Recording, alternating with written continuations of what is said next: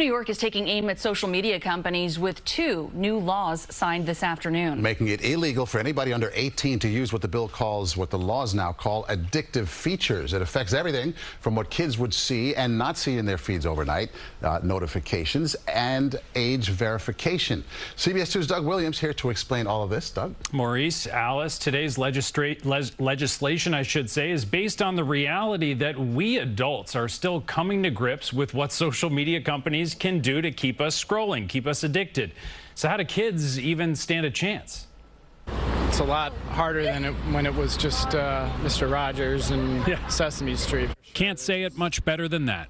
And Thursday, Governor Hochul signed legislation to protect and in some cases restrict kids from social media.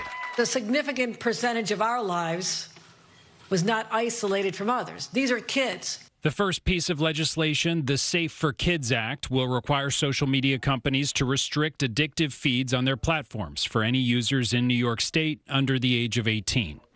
The second, the New York Child Data Protection Act, prohibits online sites from collecting, using, sharing, or selling personal data of anyone under the age of 18. They don't know that there's a feed that's sort of feeding them exactly what their interests are. We know that, and we are still susceptible to that. So I can only really imagine that they think that that's the actual world around them. Social media, you don't really need it. You can have it at a certain age, but you don't need it when you are my age. There's so much creativity online and on social media that you don't want to restrict access to that, but it's also commingled with the stuff you don't want them accessing, so it's a full-time job.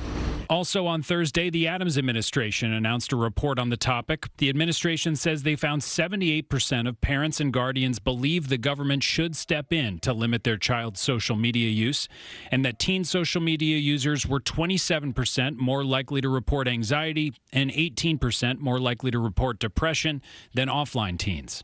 Isolating themselves from human contact, and in some extreme cases, contemplating ending their own lives.